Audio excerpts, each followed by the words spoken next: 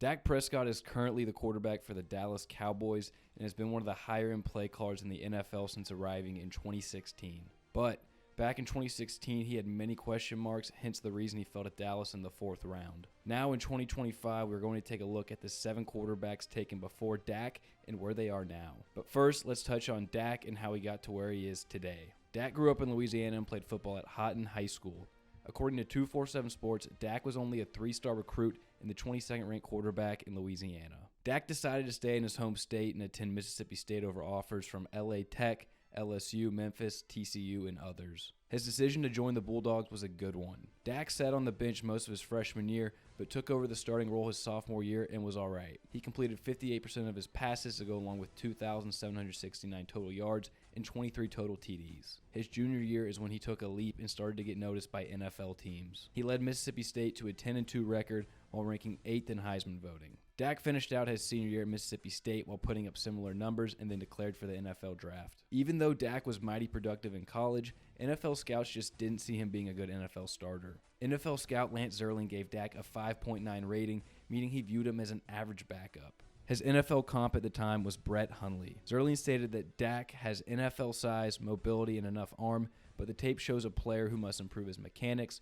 poise, and quickness through his progressions if he is to become a full-time starter in the NFL. Dak was never looked at as an elite quarterback prospect, but seemed to be a day 2 pick based on his potential upside. That was until he had a DUI leading up to the draft, which made him fall all the way down to the 4th round of the Dallas Cowboys to back up Tony Romo. Tony Romo got hurt in the Cowboys' preseason game against the Seahawks, which meant it was immediately Dak's time to shine. Many thought the Cowboys were screwed, but little did we know Dak could play. Dak had one of the best rookie seasons we have ever seen from a quarterback. He led the Cowboys to the 1 seed and set a few records, including the highest rookie passer rating and the most regular season wins. Unfortunately, Dak and Dallas lost to Green Bay in the playoffs, but the future looked bright. Dak, since his rookie year, has got Dallas to the playoffs on multiple occasions while putting up elite numbers. The caveat is Dak's play has shrinked in the playoffs, and while that may be true, there's no denying he was an absolute steal in the 2016 draft, and when it's all said and done, will be in the Dallas Cowboys Ring of Honor. Now that we have touched on Dak and how he's gotten to where he is today,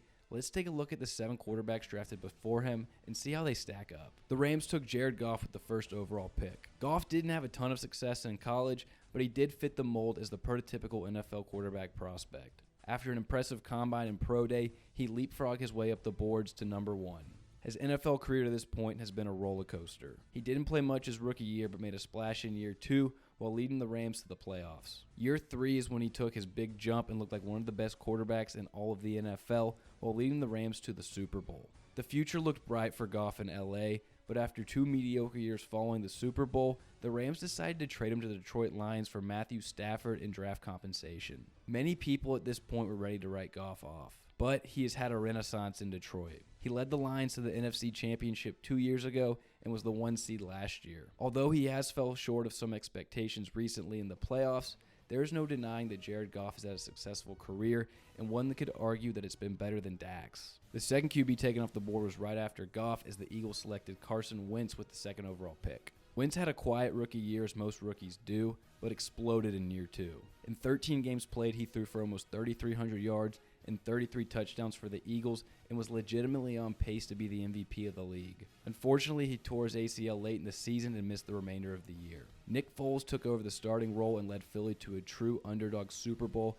which was one of the crazier things we've seen in recent memory. Philly decided to let Foles walk after the Super Bowl run and hand the keys back to Wentz. But Wentz never really returned to that MVP form we saw. He played 3 more years in Philly playing subpar. Philly had seen enough at this point and shipped him to Indy for draft compensation. Wentz only played 1 year in Indy and had an absolute meltdown late in the year and has never recovered. Since Indy, he has played in stints as a backup for the Commanders, Rams, and Chiefs. Many say that Super Bowl run messed with his head and he never recovered, and at this point, he's more than likely a backup. After Wentz, the next QBs up take a massive dip in production. John Elway thought he found the next him, taking Paxton Lynch with the 26th pick. It was also rumored that the Cowboys tried to trade up for Paxton Lynch but were not able to. They should be happy that trade never came to fruition. Lynch was one of the worst first-round quarterback picks we've seen in recent memory. He played only 5 games for the Broncos, and after 2 years they parted ways and he has bounced around to a few practice squads since.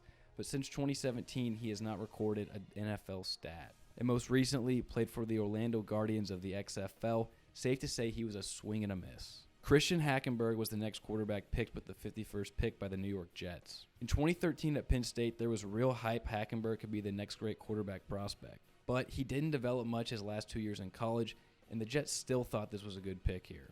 Hackenberg never even attempted a pass in the NFL, which sounds insane. His most recent football appearance came in the AAF, and since 2021, he has been the quarterback coach for the Winslow Township High School football team. There wasn't another quarterback taken until the third round when the Pats took Jacoby Brissett.